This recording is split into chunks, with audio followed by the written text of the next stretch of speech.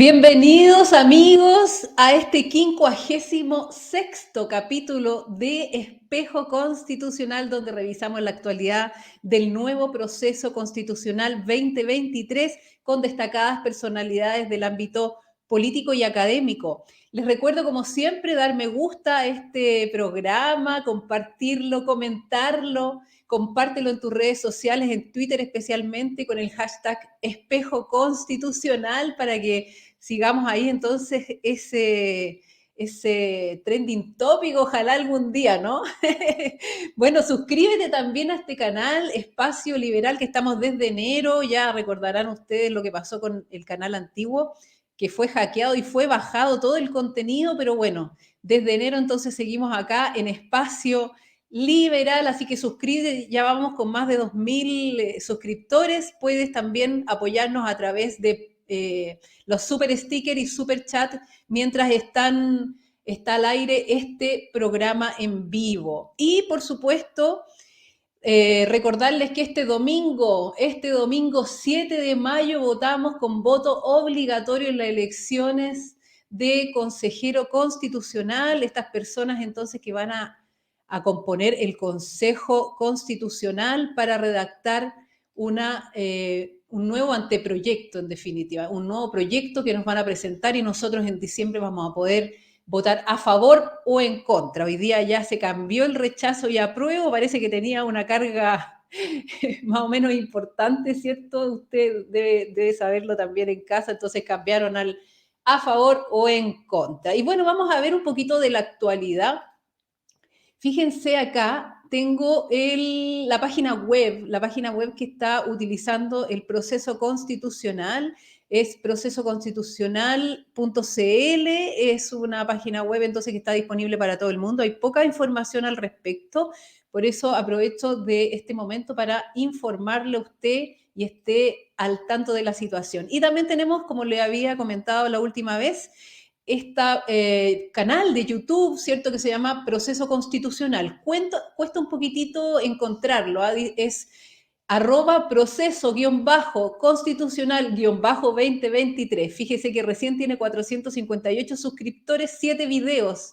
Y el chat está cerrado, ¿no? Como en la convención, la primera convención que tuvimos, que sufrimos, más bien dicho, digo yo, siempre que estaba el chat abierto y había toda una bancada YouTube. Ahí estaba yo tuiteando siempre. Bueno, y contarles entonces qué es lo que pasa hoy día. Hoy día se incorporan varias normas, ¿cierto? Como una especie de esqueleto hasta total despacho, hasta las 23:59 minutos se pueden incorporar a estas normas. Y aquí tenemos una noticia de la tercera, hoy día recién salida del horno, dice comisión experta incorporará norma que establece el límite de 2 veces para que una persona pueda ser elegida presidente de la República. Dice, aunque no es el ánimo de apuntar a alguien en particular, la medida propuesta por la Subcomisión de Sistema Político tendría efectos directos en los expresidentes Michelle Bachelet y Sebastián Piñera, si es que quisieran competir una vez más. Ambos han encabezado al país en 2 oportunidades. La idea surgió a puertas de que este jueves, es decir, hoy día, venza el plazo para presentar las normativas, lo que ha tenido a los comisionados trabajando para lograr consenso. Vamos a ver entonces en esta primera prueba de fuego cómo llegan a acuerdo, cómo se da todo. Y siguiendo también con la actualidad, bueno, ustedes saben, el día lunes, como lo informamos el martes en el programa, junto al candidato de la región del Maule, el general Ricardo Ortega, la comisión experta recibió a Vlado Milosevic en su calidad de presidente de la Cámara de Diputados y ayer particularmente recibió a doña Nancy Yáñez, quien es presidenta del Tribunal Constitucional. Ahí la vemos entonces en la imagen de apoyo. También contarle fatiga constitucional y otras urgencias. Analistas abordan por qué la campaña de consejeros no prende. Esta cosa no prende, no prende, no prende. Un poquito más adelante tengo una lámina de la CADEM que seguramente todos vieron. También dice, Pacto de la UDI, Renovación Nacional y Evópoli abrirá la franja televisiva del proceso constituyente el próximo 7 de abril. El 7 de abril entonces comienza esta franja televisiva, donde el pacto UDI-RN Evópoli, ese es el pacto Chile Seguro, ¿cierto? Va a abrir esta franja. Y en otra noticia de actualidad, partidos y candidatos al Consejo Constitucional piden campaña de difusión para el proceso. Exactamente, yo les digo que hay muy poca información, la gente no sabe que hay que votar el próximo 7 de mayo, así que están pidiendo que esta campaña de difusión comience ya, dice, para el candidato Jerko Juvetich, Convergencia Social, el proceso constituyente, comillas, debe contar con un nivel de participación e involucramiento de la ciudadanía de alta intensidad.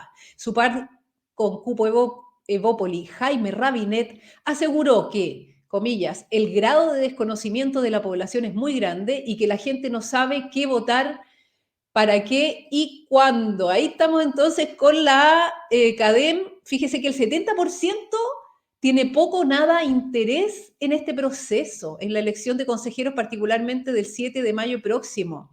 Y acá vemos que el 44% está en contra de la nueva constitución para diciembre, que es cuando tenemos que votar en contra o a favor. Y solo un 34% estaría a favor. ¿Qué le parece?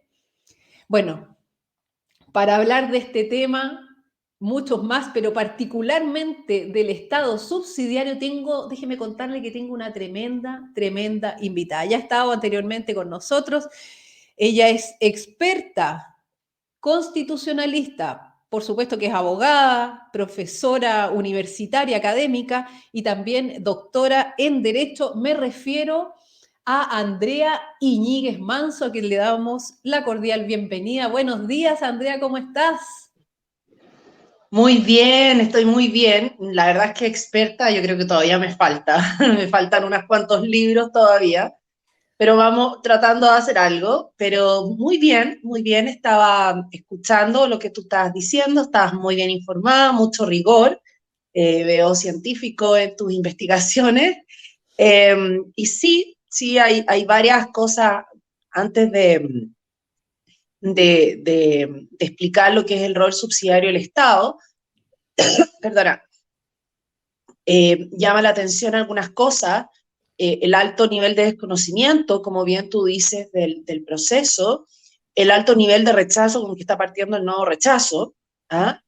Y también, o sea, piensa tú que el rechazo, yo estaba sacando la cuenta que el 22% está indeciso y el 44% rechazaría, o sea, el nuevo rechazo falta que de ese 22% apele a un tercio de esos indecisos y gana.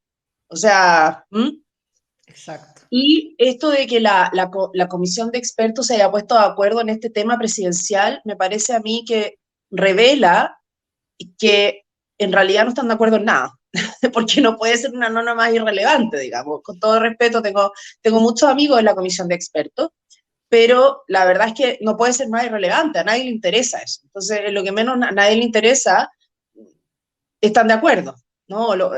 Entonces yo creo que, como dices tú, la prueba de fuego va a ser hoy día porque quieren presentar normas que sean de consenso, y por lo que yo me he estado enterando parece que no hay mucho consenso, y cada bancada parece que como que tiraría sus normas y después vemos cómo las arreglan bien indicaciones, que eso fue en el fondo lo mismo que hizo la convención anterior. Entonces, bueno, pero, pero bueno, hay que ir viendo cómo se va desarrollando esto hoy día. Como tú dices, va a ser la prueba de fuego. ¿Mm?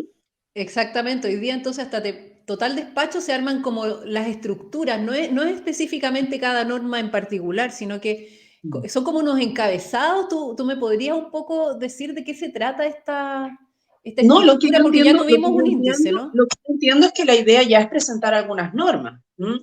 Y, Claro. y yo no he tenido tiempo para ver todas las comisiones, pero sí lo que vi parte de una comisión de derechos sociales, y uno de los expertos decía que, oye, cuidado, aquí estamos hablando mucho, cada uno dice lo que le gusta, lo que piensa. Parece que hay como mucha grandilocuencia, claro, porque muchos de ellos son doctores en algunas áreas del derecho constitucional.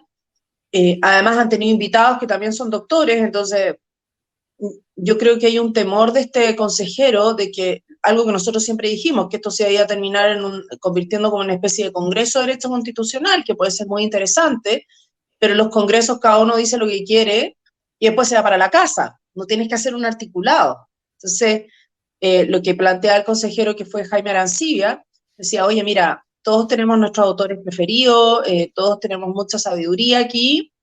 Yo creo que fue muy decente, Jaime, porque yo no creo que todos, pero algunos sí, algunos sí. Entonces, es que Jaime es muy caballero, entonces yo creo que por eso lo dijo, pero la verdad es que, claro, lo que él dice es, estamos corriendo contra el tiempo y aquí no puede transformarse en una guerra de citas. Y creo que eso es lo que va a terminar siendo el Consejo de Expertos. ¿Mm? Sí, sí, muy probablemente. Yo A lo estuve mejor me viendo ayer equivoco, y también. Karim, me puedes cobrar la palabra si me equivoco, pero no, no va a ser así. ¿Ah? Sí, bueno, te encuentro toda la razón. También he visto algunas de las comisiones, no todas porque tampoco las pasan en directo, sino que contarle a la gente que no es que te va a llegar una notificación de YouTube que No. está funcionando esto, sino que lo ponen a través de la página web que les mostré al principio del programa y desde ahí hacen el link. Entonces no sale en vivo, digamos, sino que hay que darse la vuelta larga. No, no entiendo muy bien Sí, por qué, sí. si la idea es que tengamos mayor información, no menos, ¿no? Mm. En fin. Eh, vámonos entonces directamente a lo que nos convoca mi querida Andrea. Estamos hablando entonces del Estado subsidiario y quiero que nos expliques, por favor, con peras y manzanas, qué significa esto del Estado subsidiario. Eh, a ver, primero que nada, que justo empezaron a martillar afuera, hay una construcción, así que voy a ir a cerrar la ventana y vengo ya. Ah, por favor, adelante, no hay problema. Entonces, ahí estamos, bajamos un minutito a Andrea. Entonces vamos a revisar específicamente qué es lo que es el Estado subsidiario. Ahí volvió entonces Andrea. Bien, mira, el Estado subsidiario, bueno, esto sería para dar una clase completa, entonces quiero advertirle al público presente, si hay abogados o profesores, me van a empezar a escribir, oye, esta señora que poco precisa, o que poco no sé qué, entonces la idea es que lo entiendan las personas en pocos minutos, porque si es uno de los centros de la discusión constitucional, hay que tratar de hacerlo en simple, y a veces cuando no salen las cosas en simple, efectivamente le falta un poco de rigor científico, pero vamos a tratar de hacerlo lo más simple y lo más completo y académico posible. ¿Mm? Claro. A ver, el Estado subsidiario, primero que nada, quiero decir lo que no es, ¿ya? No es un Estado neoliberal económico estilo Adam Smith. No es eso, ¿ya? No es, no es un modelo económico tampoco. No es un modelo económico, ¿ya? El Estado subsidiario tampoco es una guerra entre particulares y y público, porque además no se ocupa, cuando se explica, muchos cuando explican el rol subsidiario del Estado ni siquiera ocupan la palabra público-privado, ¿ya? Y tampoco es un tema de cooperación público-privada, porque algunos dicen, mira, vamos a adaptar el sistema subsidiarial a este Estado social, que ya has tenido bastante entrevistado sobre este tema, que saben más que yo, ciertamente, pero, y ahora va a ser como una cooperación. Es que no es una cooperación. En el estricto sentido de la palabra, no es una cooperación, ¿ya? Entonces, el Estado subsidiario, en mi opinión, es una visión antropológica de la sociedad. O sea, eso es, ¿ya? ¿Y qué significa esto, una visión antropológica de la sociedad? Que viene está recogido en la doctrina social de la Iglesia, básicamente desde la primera encíclica social. ¿Te acuerdan ustedes de toda la cuestión social, no? Entonces, León XIII escribe la primera encíclica que fue la Rerum Novarum y de ahí en adelante todos los papas han escrito encíclicas en las cuales han hecho referencia a las cuestiones sociales y han ocupado la subsidiariedad.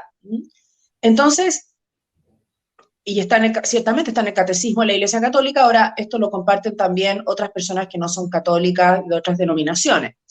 Y esta visión antropológica de la sociedad significa que en la sociedad, en una comunidad política, porque el Estado es una comunidad política, en una comunidad política hay sociedades mayores y sociedades menores. Y la sociedad mayor sería el Estado. Y la sociedad menor sería las asociaciones, que la Constitución llama grupos intermedios, y la familia. ¿Ya?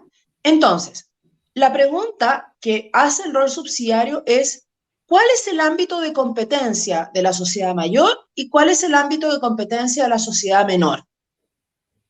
Y entonces ahí, y esto está en la historia de la Constitución también, se dice que el ámbito de competencia de la sociedad mayor, es decir, del Estado, empieza donde termina el de la menor. Y el Estado, que es la sociedad mayor, no puede realizar aquellas actividades que a la sociedad menor les es propio o sí les interesa realizar. Por eso es que algunos dicen, no, es que el rol subsidiario le da primacía a los privados sobre lo público. No, lo que le da primacía es a la familia, a los grupos intermedios, frente a la sociedad mayor, que es el Estado. Es decir, le da una primacía a la persona sobre el Estado, que al final la familia está conformada por personas, las asociaciones están conformadas por personas, pero el Estado es un invento, ¿sí? Es un invento jurídico. Entonces, es una ficción, digamos, ¿no? Es un invento humano, nosotros hemos inventado el Estado. En cambio, las asociaciones no, porque lo propio del ser humano es ser sociable, lo propio del ser humano es tener una familia, eso es de derecho natural. En cambio, lo otro es una creación humana, lo otro no es una creación humana, entonces es parte de la naturaleza humana. Entonces, ahí es donde viene el primer tema, o sea, ¿qué significa esto? Que la sociedad menor desarrolle las actividades que puede desarrollar y que el Estado, la sociedad mayor, que el Estado tiene que permitirlo. Por ejemplo, las económicas. Pero no solo las económicas, hay muchos que se han enfocado solo en la economía. Pero cuidado, también, por ejemplo, está el ámbito de la educación, que es muy importante. ¿Y qué pasa entonces con la sociedad mayor, que es el Estado? El Estado entonces desarrolla las actividades que la sociedad menor no puede desarrollar, no les es propio. Por ejemplo, la seguridad. No sería bueno que tuviéramos ejércitos particulares, ¿no? Claro. No sería bueno que tuviéramos tribunales particulares, ¿ya? Entonces, la sociedad mayor desarrolla las actividades que no les es propio a la sociedad menor o que a la sociedad menor no le interesa. Por ejemplo, puede ser que a la sociedad menor, claro, ellos desarrollan mucha actividad educacional, pero puede ser que en un pueblo aislado, en la frontera con Argentina, en la novena región, no les interesa tener una escuela y esos niños tú no los puedes dejar sin escuela. Entonces ahí interviene el Estado para desarrollar esa actividad que a la sociedad menor no le interesa. Pero ojo, la que no le interesa. El Estado no puede decir, no, yo voy a desarrollar una actividad y no me importa si la sociedad menor puede o no puede desarrollarla. Eso no es rol subsidiario del Estado, eso es simplemente colectivismo o, estado, o incluso puede ser Estado benefactor en algunos casos. Okay. Entonces, y para cerrar, el Estado interviene en las sociedades menores cuando éstas no cumplen con sus fines. Por ejemplo, si tú tienes una universidad y la universidad se transforma, no sé, por una escuela de guerrilleros, obviamente que el Estado puede intervenirla. Pero la universidad, mientras desarrolla educación, el Estado no puede intervenirla, aunque no le guste cómo desarrolla la educación. Yo estoy segura que al gobierno de Boric le carga como yo enseño derecho constitucional. ¿Me entiendes tú? Pero no puede intervenir la universidad porque yo estoy dando clases de derecho constitucional. No estoy enseñándole a mis alumnos cómo lanzar molotov o cualquier cosa que no tiene nada que ver con el giro de la universidad. Lo mismo pasa con la familia. A propósito, esto lo hemos hablado 800.000 veces, a propósito de la ESI, a propósito de garantías de niñez. El Estado no puede intervenir en mi familia a menos que, claro, haya situaciones, por ejemplo, de violencia intrafamiliar, o yo no estuviera alimentando a mi hija, pero el Estado no podría intervenirla porque no le gusta como yo educo a mi hija, de nuevo, en materia de educación sexual o en otras materias. Eso es problema mío. Entonces, eso es el rol del Estado. Por lo tanto, el Estado no es que no tenga un rol de no hacer nada, como pensaban los liberales, ¿no? El liberalismo clásico, no los liberales de ahora, que no tienen nada de liberales, sino que ese dejar hacer, dejar estar, no.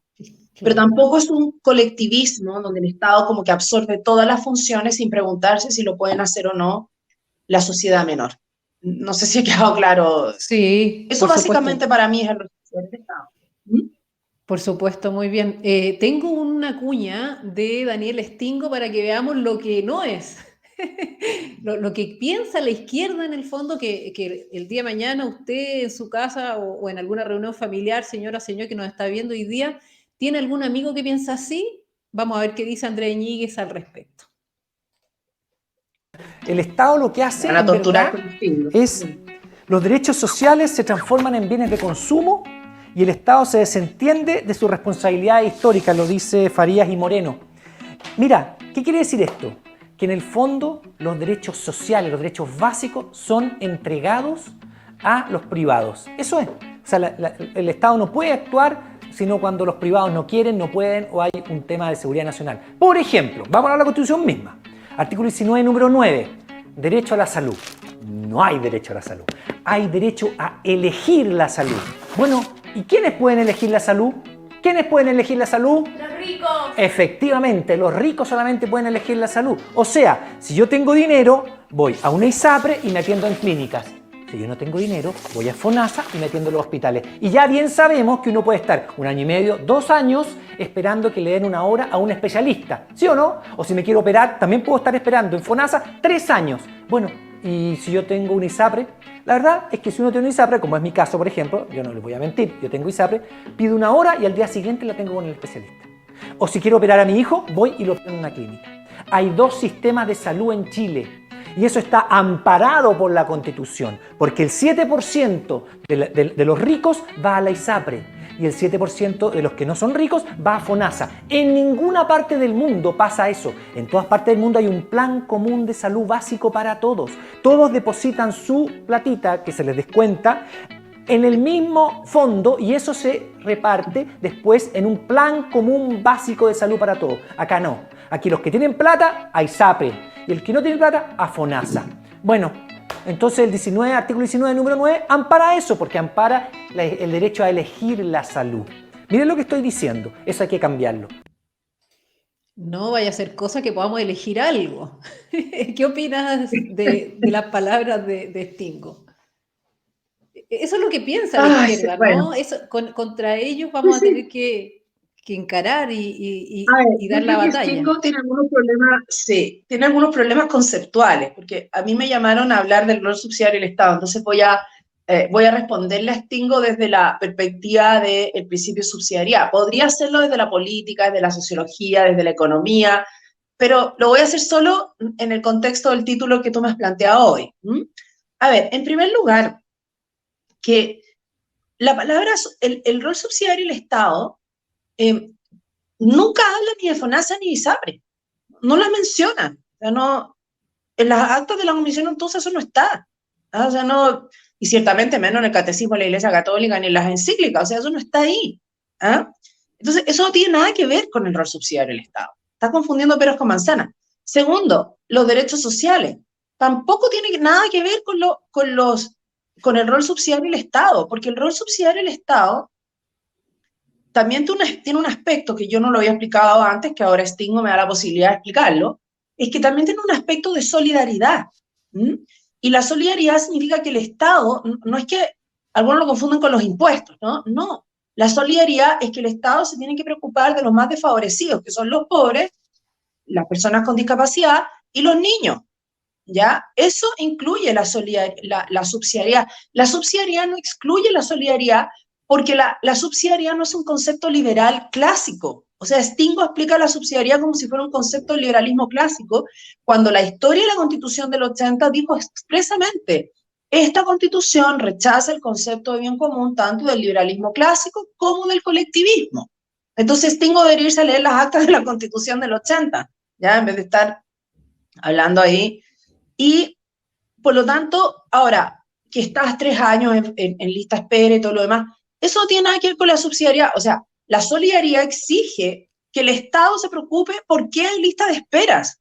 O sea, no tanto por qué hay gente que está en ISAPRE, sino ver qué es lo que está pasando con la lista de espera, ¿no? Ver qué está pasando con el FONASA, ver qué está pasando. La subsidiariedad, por ejemplo, permite que el Estado pueda derivar a personas al sistema privado, perfectamente, porque si los particulares están en condiciones de realizar una actividad, y esto lo dice la Constitución, el Estado debe crear las condiciones para que las personas se puedan desarrollar, contribuye a crear las condiciones. Y a lo mejor esas condiciones para que yo me pueda desarrollar es que en vez de tener una lista de espera 20 años, me deriven a una clínica y el Estado pague esa operación. Eso lo puedes hacer perfecto. Eso el rol subsidiario del Estado justamente lo permite. ¿Ah? Entonces, a lo mejor la respuesta sería que justamente eso no es rol subsidiario del Estado, ahí se está fallando, digamos, porque hay gente que piensa como que el rol subsidiario del Estado funciona a la perfección en Chile, no es así. ¿Ah? Entonces, así que esa sería mi respuesta a Stingo. ¿Ah? Muy bien, muy clara, Andrea, muchas gracias, porque nosotros tenemos después que debatir, ¿cierto? Cuando estamos exponiendo nuestras ideas, es Claro. importante tener este tipo de argumentación. Les voy a mostrar ahora un video, ¿cierto?, de la Subcomisión de Principios, Derechos Civiles y Políticos de la Comisión Experta, y estoy hablando específicamente del profesor Gabriel Boxang, ¿cierto?, que da un interesante ejemplo del rol subsidiario del Estado. Atención con ese video. La fórmula de que el Estado está al servicio de la persona humana es un elemento que ennoblece al constitucionalismo chileno y que a mi juicio debería preservarse en el texto que se proponga.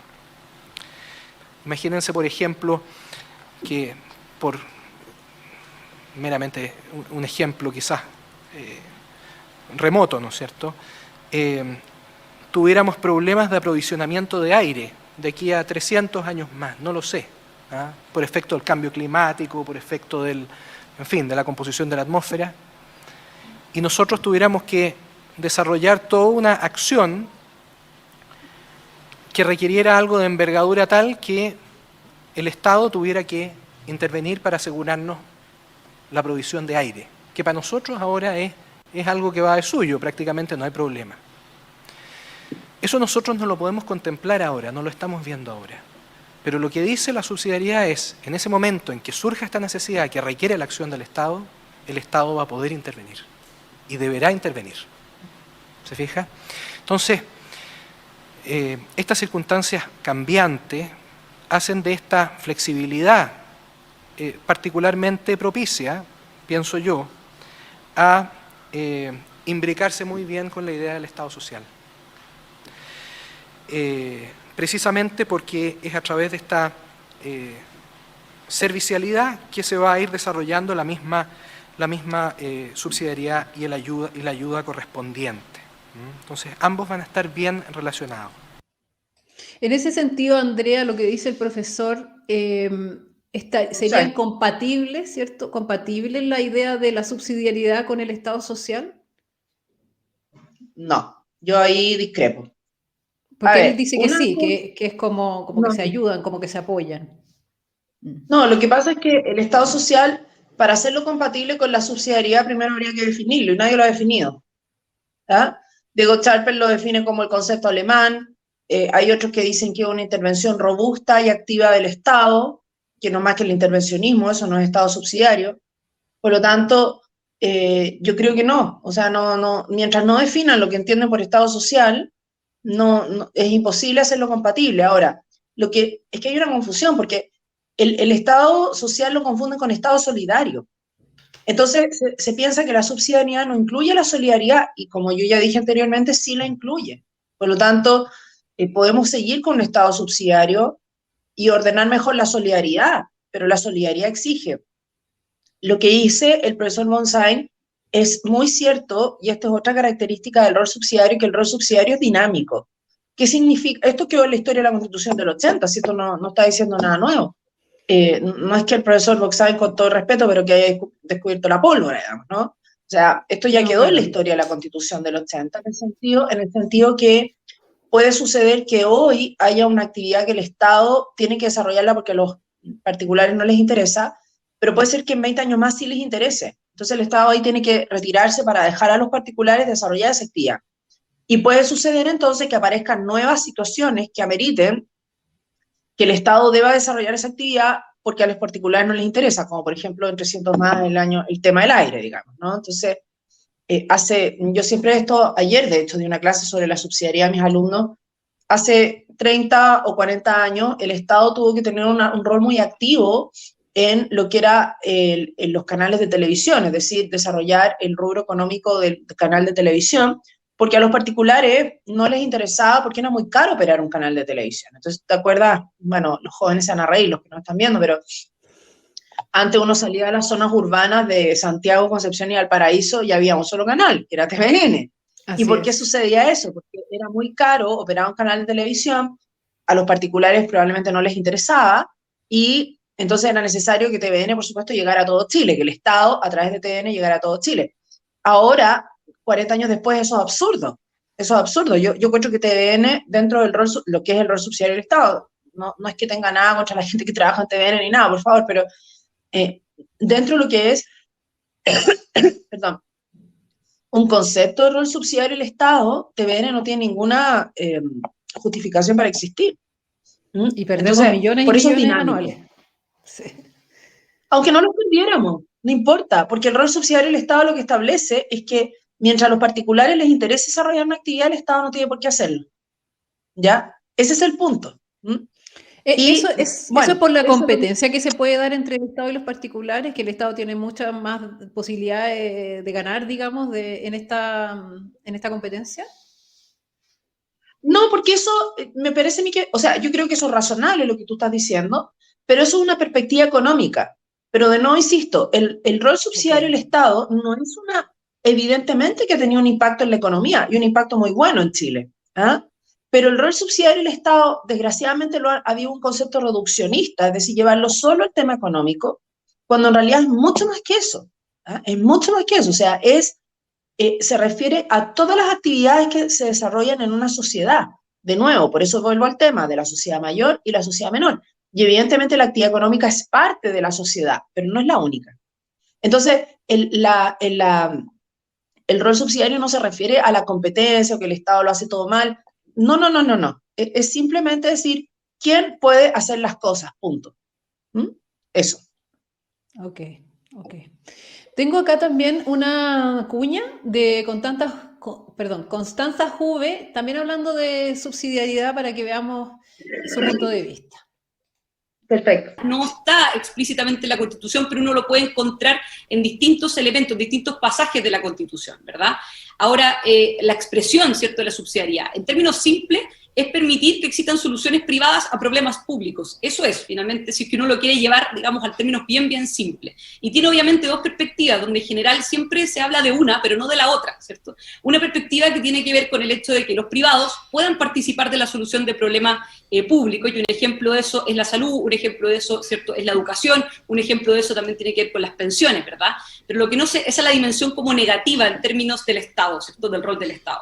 En ese sentido de dejar, ¿cierto?, que los particulares puedan desarrollarse y puedan también participar de la solución de problemas públicos. Lo que no se dice es que además la subsidiariedad también implica un rol activo, ¿cierto?, del Estado en aquellos casos en que no sea suficiente por parte de o sea, el hecho de poder llegar, ¿cierto?, con esa solución de los problemas privados por parte del Estado, que también tiene que cumplir ahí un rol activo y tiene que entrar no solamente a suplir, sino que también cumplir un rol activo en esa materia, ¿no? Y eso uno lo puede ver nuevamente en los mismos temas, ¿cierto? En salud, donde el porcentaje mayoritario de los prestadores de salud son públicos, ¿cierto? Donde también en términos de los aseguradores, ¿cierto?, que sería el caso, por ejemplo, de FONASA, es donde está el mayor porcentaje, ¿verdad?, de ciudadanos chilenos. Uno lo puede ver en educación, evidentemente, donde tenemos colegios públicos, ¿cierto? Y también en materia de pensiones, donde hay un pilar solidario. Entonces, el gran punto tiene que ver con el hecho de si estamos de acuerdo o no que existan soluciones privadas a problemas públicos, y si evidentemente se puede dar la libertad a instituciones privadas o públicas para efectos, ¿cierto?, de poder proveer de esas soluciones. Y hoy día la Constitución te da esas dos opciones, ¿cierto? Y eso lo dice respecto de materia educacional, que establece además una obligación del Estado de tener que financiar un sistema gratuito de educación escolar, y establece también años de escolaridad obligatoria. Lo establece en materia, por ejemplo, de pensiones, donde dice que el Estado tiene un rol relevante, que es garantizar el acceso a prestaciones básicas uniformes. Pero esas prestaciones se pueden otorgar por instituciones públicas o privadas, pero no reduce todo a los privados, ni tampoco reduce todo a lo público, sino que genera esta posibilidad, ¿cierto?, de que sean tanto instituciones privadas como instituciones públicas. Ahí teníamos entonces la forma en que explica, ¿cierto?, Constanza Juve, el rol subsidiario del Estado. Dentro de mi investigación, Andrea, escuché Estado colaborador. Yo no sé si tú has escuchado esa acepción, Estado colaborador, y también escuché Estado activo, como parte de... Estamos con problemas de internet, me parece, con... Sí, con problemitas ahí. No sé si me escuchaste.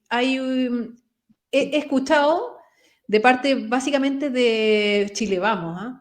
De estado colaborador o estado activo. De hecho, tengo una nota más adelante que les voy a compartir del estado activo que habla Gloria Hood, que es una candidata al Consejo por la región metropolitana. Cuéntame si tienen alguna idea de a qué se refieren con esto.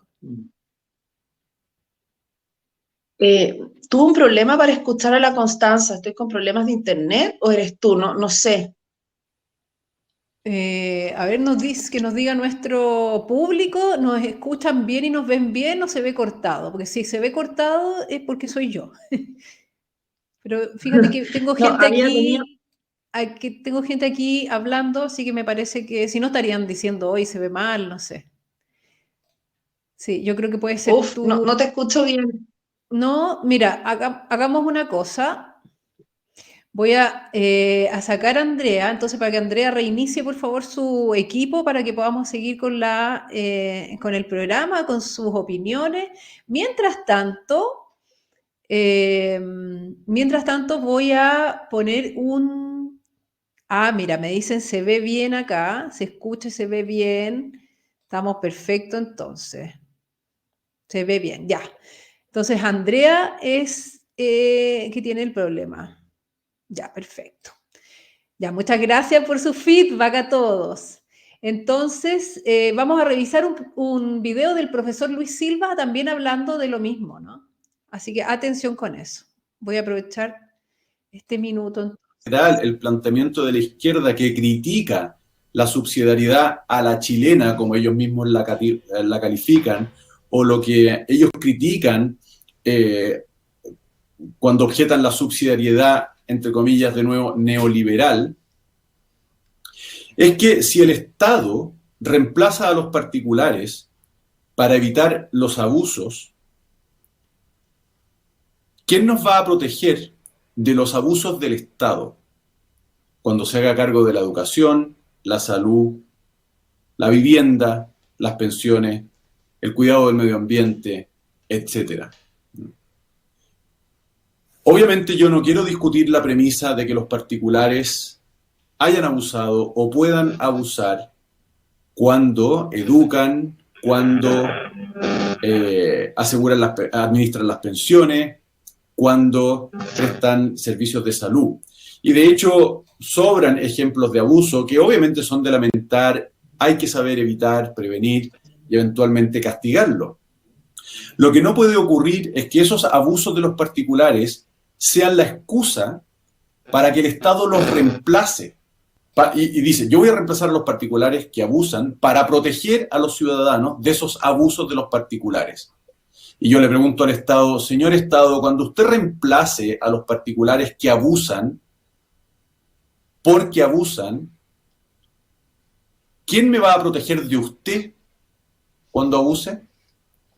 ¿Quién me va a proteger del Estado que abuse de mí a la hora de prestar salud, a la hora de prestar educación, a la hora de administrar mis fondos de pensiones? Porque si es el particular el que abusa, yo siempre puedo recurrir al Estado para que me protejan de ese particular que abusa. Pero si es el Estado el que abusa, ¿quién me protege a mí del Estado? Bueno, esa es la pregunta. ¿Quién nos va a proteger? No tenemos ningún chapulín colorado constitucional hasta el momento, por lo menos. Bueno, el mejor chapulín colorado fue el rechazo con el 62%, creo yo, ¿no? Sí, de todas maneras. Ahí estamos viendo a Andrea. Andrea, háblame, a ver. Hola, ¿me escuchas? Ahí te escucho y te veo, Sí, estupendo. me vine a la calle. Sí, me tuve que ir a la calle.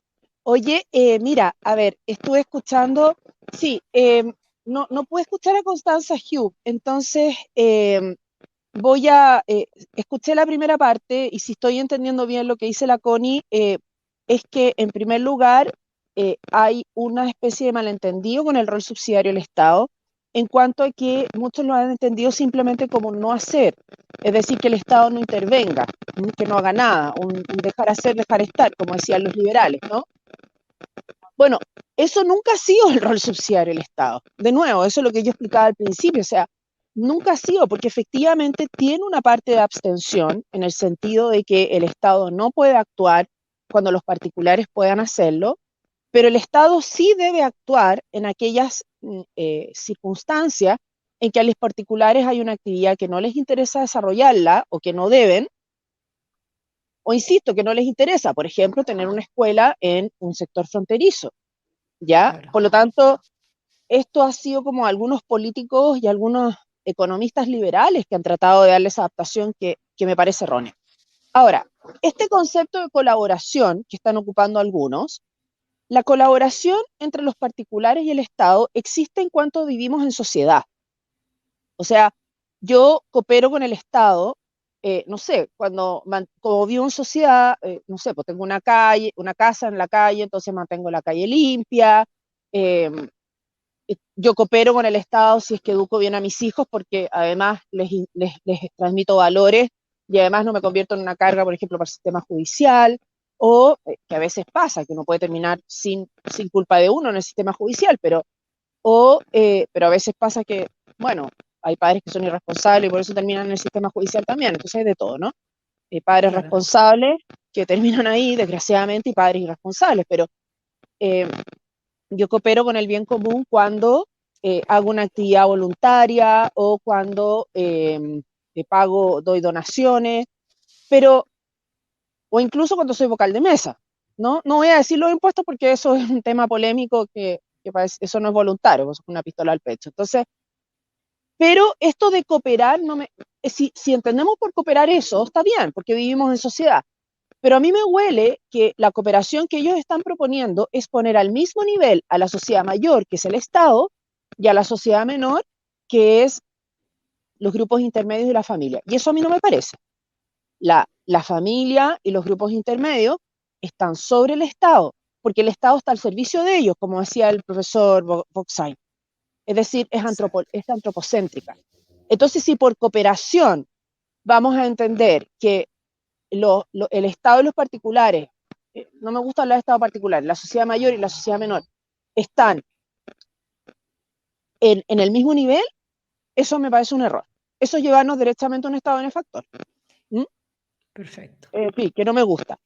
Y lo que dice Luis Silva, bueno, propiamente tal, lo que dice Luis, me parece que no corresponde al concepto de rol subsidiario del Estado como concepto. De nuevo, si tú vas a la historia de la Constitución, ¿quién me defiende del Estado? No, eso no va a salir lo que está diciendo Luis. Pero Luis está diciendo algo muy práctico, o sea, ¿quién me defiende del Estado? Porque de los particulares se supone que me defiende el Estado, ¿no? Cuando hay abuso. Pero del Estado, ¿quién me defiende? Nadie. Entonces, exactamente. La Constitución, ¿no? Sí, pero si la Constitución no la quieren ejecutar, digamos, o sea, no va a haber forma. ¿Ah? O tú puedes crear un defensor del pueblo, pero si el defensor del pueblo es nombrado por el gobierno y tú estás demandando al gobierno, no vas a llegar a ninguna parte, digamos. Sí, esa figura se creó, ¿no? En la reforma del sistema procesal penal, el ombudsman. El defensor del pueblo, ¿no?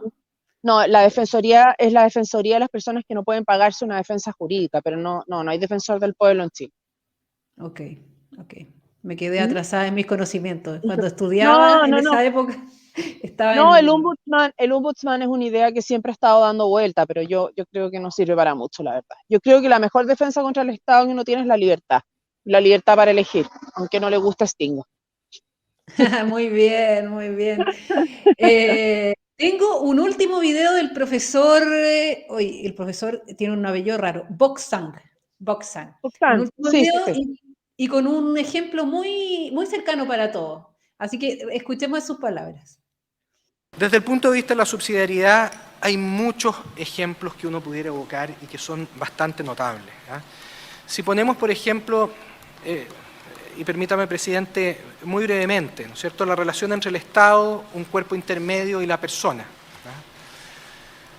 Desde el punto de vista de la ayuda que puede brindar el Estado, a mí me gustaría destacar, por supuesto, el caso del subsidio habitacional, que es una ayuda pecuniaria que se otorga a las personas para que puedan disponer de viviendas que les sean propias. ¿Ya? Ese es un apoyo, una ayuda que se está dando en virtud de y es una política pública que ha sido implementada con mucho éxito ya por varias décadas, ¿no es cierto? Pero también esta ayuda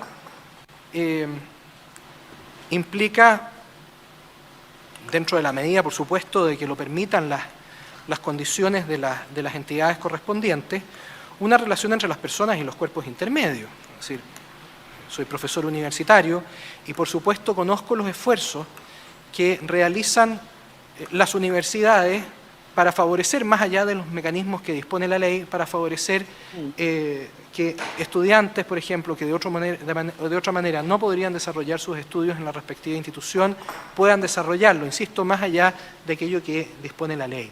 Ahí hay un caso de ayuda, claramente, y hay muchas otras manifestaciones que pudiéramos abordar en tantas otras aristas del funcionamiento de la colectividad. Entonces, insisto, pienso que la solidaridad es muy importante, la subsidiariedad es muy importante, y subrayar el rol de una sin subrayar el rol de la otra genera una distorsión y un desequilibrio en la forma en que se compone el funcionamiento y el apoyo de todo el tejido social propendiendo a su cohesión. Esas eran las palabras, entonces, mostrando lo que son los subsidios habitacionales, esta política pública tan exitosa en nuestro país, ¿cierto? Que de larga data, además, y que eso sería como cuando uno quiere poner un ejemplo de Estado subsidiario, yo creo que uno de los mejores ejemplos es el subsidio para la vivienda, ¿no? ¿Qué te parece, Andrea? A ver, yo creo primero que nada que yo creo que el subsidio habitacional, todo lo que a mí me da el Estado, no me parece que la palabra correcta sea una ayuda. ¿Por qué? Porque el Estado me está ayudando con mi propia plata. ¿Qué ayuda es esa? O sea, ahí voy a estar como Margaret Thatcher, ¿no? No existe el dinero público, existe el dinero de los contribuyentes, ¿no? Claro, entonces, claro. Ahí yo haría una precisión que discrepo con el profesor Boxheim. Respecto de poner a la misma altura lo que son los subsidios habitacionales y lo que es la ayuda que dan efectivamente muchas universidades a través de becas u otras fórmulas para que los estudiantes de escasos recursos estudien, que eso es cierto. A mí me parece que ¿cómo actuaría el rol subsidiario del Estado ahí? Porque el Estado tiene que crear las condiciones para que cada uno se pueda desarrollar, o sea, contribuir a crearlas. Entonces, ¿qué condiciones creo que el Estado debería contribuir a crear para que más alumnos puedan recibir esos beneficios de la universidad? Que ahí sí que es una ayuda, porque es de particulares, lo hacen de su propio bolsillo. Es que, por ejemplo, usar una figura que existe en Estados Unidos, y es que uno pudiera descontar de sus impuestos todas las donaciones que dan los privados, porque tú sabes que en Chile solamente pueden descontar las empresas. Las empresas, claro. Claro, pero yo, Andrea Íñiguez, no puedo descontar si doy para una beca universitaria, o a la Fundación Las Rosas, o a la Teletón. Entonces, en Estados Unidos no, tú todo lo que das a lo que se llaman las charities, claro, se descuenta de los impuestos. Las caridades, se descuentan los impuestos. Entonces, el Estado en un rol subsidiario, me parece a mí lo que debería hacer es que las becas que otorgan instituciones universitarias por donaciones que reciben de sus propios estudiantes, hay muchas universidades que lo hacen así, o sea, de sus exalumnos. En la universidad donde yo estudié, los exalumnos, hay una beca que se llama Beca Alumni, que es una beca que otorgan los exalumnos. Entonces, te piden una cooperación mensual y se junta una plata y con eso se beca un alumno. Entonces, claro, yo podría donar mucho más dinero a la beca Alumni de mi universidad, de mi ex universidad donde estudié, si es que yo pudiera descontarle los impuestos. Y lo mismo pasa con la Fundación Las Rosas, o cual sea la actividad de caridad que done cada uno. Entonces, eso me parece a mí que sería un rol subsidiario del Estado. O sea, el Estado no está derechamente otorgando un beneficio, pero debería contribuir a crear las condiciones para que otros puedan participar. Exacto. Entonces, ahora, y con esto cierro lo que dijo el profesor Bosain. Solidaridad y subsidiariedad, él los pone como contrapuestos. No sé si esa es la idea que te dio, Tarín, como que los pone, como que los enfrenta. Y yo creo que ahí es donde ha estado el error de los que defendemos el rol subsidiario del Estado, entre otras cosas, pero la solidaridad siempre ha sido parte de la subsidiariedad. O sea, no sé por qué hemos permitido que la izquierda intelectual lo haya separado y nosotros lo hemos aceptado. Entonces decir, ya sabes que vamos a tener que aceptar en realidad elementos de la solidaridad. No, siempre ha sido parte de la subsidiariedad. Entonces, no se contraponen, ¿ya? Por eso es que yo insisto, es que no necesitamos que la Constitución diga que somos un Estado subsidiario y solidario, porque al decir que somos subsidiarios, ya estamos diciendo que somos solidarios. Okay. Entonces, pero claro, eso se hace retirado, así como Constanza Hugh decía que hay otros que lo han entendido como abstención. Yo creo que, para cerrar mi idea, porque ya se queda terminando el programa, pero para cerrar mi idea, yo creo que uno de los grandes errores nuestro, y no quiero hablar no solo de la derecha, ha sido, primero, no entender el rol subsidiario del Estado. O sea, la mayoría de los políticos chilenos que se dicen derecha no entienden el rol subsidiario del Estado. Sí. Entonces, defienden algo que no entienden o atacan algo que no entienden. ¿Mm? Y segundo, no lo han defendido en la esfera, los que lo entienden, no lo han defendido en la esfera de lo intelectual. Volvemos al tema de la batalla cultural, ¿no? O sea, entonces yo creo que el gran desafío es, de aquí en adelante, a mí me parece que hay que mantener la subsidiariedad, estoy de acuerdo con el profesor Bosain, pero salir a explicarlo, así como estamos ganando, o sea, no ganando, pero ya estamos en un proceso gracias a Dios, como que hubo un punto de quiebre en el tema de la identidad nacional y del apoyo a Carabineros y todo lo demás, y bueno, desgraciadamente, porque esto ha sido por víctimas que hemos tenido. Bueno, entonces esa contracultura que estamos dando mucho, en muchos ámbitos, de las artes, del concepto de autoridad, de muchos conceptos, también hay que incorporar, me parece a mí, en esa batalla contracultural, empezar a explicar bien lo que es la subsidiariedad. Exactamente, por eso te tenemos acá, mi estimada Andrea, por supuesto, para explicarlo. Y antes de cerrar el programa, mira, a esto me refería. Gloria Hood, un Estado subsidiario activo, o sea, hay un inactivo, converge con el Estado social y democrático de derecho. Es como, a eso iba yo con, ¿qué pasa con esto? Entonces dice, es importante entender la diferencia entre un Estado subsidiario puro, en el que el Estado no interviene en aquellos ámbitos en que hay privados que quieran desarrollar actividades, afirmó la candidata al Consejo Constituyente, que es más o menos lo que tú decías, ¿no? Sí. Y la declaración fue cuestionada por la presidenta del PPD, Natalia Pergentili, quien afirmó que los bordes constitucionales no existe esa opción. Sí, no habla nada, ¿o sí? No, sí, Natalia Pergentili tiene razón. No se menciona el rol subsidiario del Estado. Sí, exactamente. Ninguna de las dos se basa, pero sí, no se menciona, pero tampoco es que esté excluido. Mira, ¿O tú yo lo creo entiendes que como excluido? Yo lo entiendo como excluido. Ah, ok. Yo lo entiendo como excluido. O sea, lo que no está en las bases para ti no existe. Por ejemplo, no habría un CERVEL autónomo y un tribunal constitucional autónomo. O sea, lo que no está en las bases va a quedar a merced del Consejo y más que nada de la nueva convención. ¿Ah? Claro, lo que no se dijo, o sea, como no se mencionó al Tribunal Constitucional, va a quedar a merced del Consejo si lo incluyen o no. ¿Ya? Entiendo. El problema es que el rol subsidiario del Estado no es que quedó a merced de si lo incluyen o no. Lo que pasa es que incluyeron un concepto de Estado que, en mi opinión, es incompatible con el Estado subsidiario. O sea, tú puedes incluir algo, claro. O sea, yo creo que en este nuevo proyecto tú puedes incluir algo que no se dice nada, pero no puedes incluir algo que contravenga lo que se dijo. ¿Me entiendes?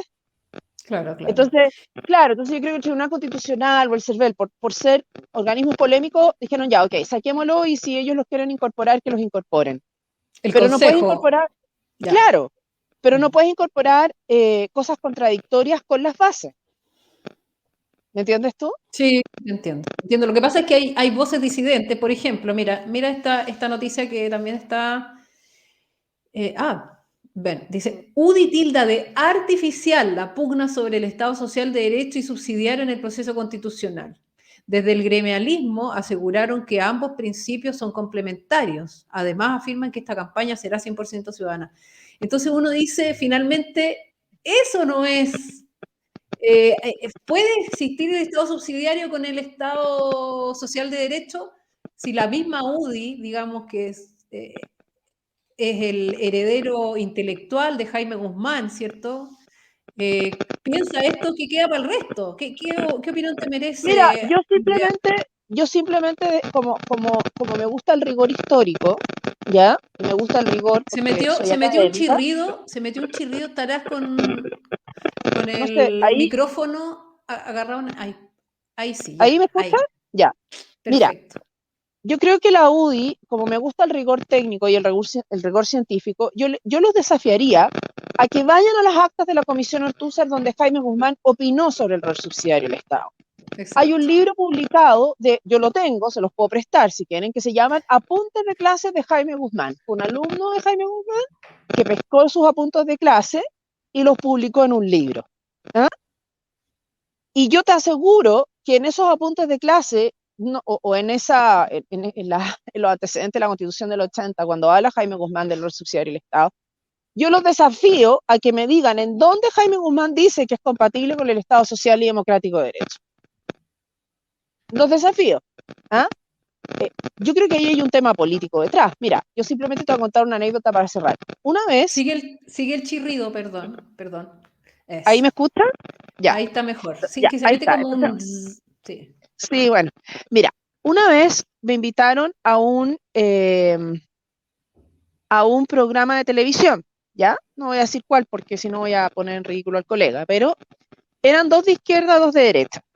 Y me llama, se suponía que este era de derecha, un profesor universitario, tal, y me llama para ponernos de acuerdo en algunos temas y esto cuando empezó en el otro proceso anterior.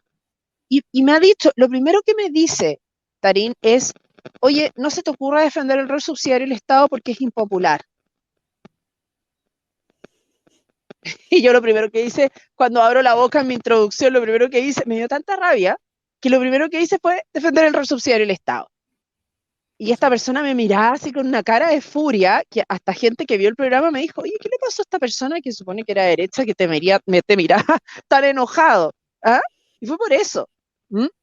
Entonces, para mí, tengo la impresión de que más de haber un tema técnico, o sea, la UDI ahora estudió el rol subsidiario del Estado, no creo que hayan tomado clases, digamos, ¿no? Pero si lo estudiaron, porque muchos de ellos son abogados y presupongo que fueron alumnos de Jaime Guzmán, es que no tienen las agallas simplemente para defenderlo, eso es todo. Es un tema de falta como un tema de cobardía nomás. No me parece que sea un tema conceptual.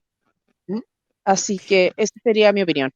Y la razón, si a mí me dicen, oye, pero si se puede convivir Estado social con Estado subsidiario, ¿cuál es la razón primordial por qué no?